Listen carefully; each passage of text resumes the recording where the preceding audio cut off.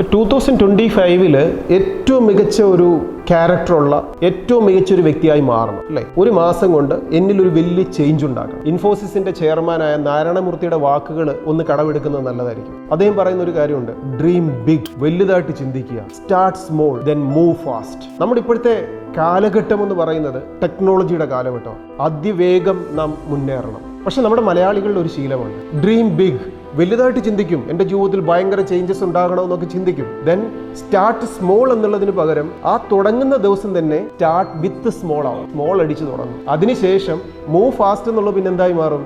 Move slow ആയി മാറും. പകരം നമ്മൾ സ്റ്റാർട്ട് സ്മോൾ, നമുക്ക് പരിചിതമില്ലാത്തൊരു മേഖലയിൽ വലുതാകാനാണ് നാം ആഗ്രഹിക്കുന്നത്. അപ്പോൾ അത് പ്രാക്ടീസ് ചെയ്ത് ചെറുതായിട്ട് തുടങ്ങുക, എന്നിട്ട് അതിവേഗം വളർന്ന് ഓരോ ദിവസവും നമ്മുടെ പ്രവർത്തനങ്ങളെ ക്രമീകരിച്ച് കറക്റ്റ് ചെയ്ത് മുന്നോട്ട് കൊണ്ടുപോകണം. അതിന് വേണ്ട രീതിയിൽ നമ്മുടെ ആ പ്രവർത്തനങ്ങളെ ക്രമീകരിക്കുക, അത്രമാത്രം.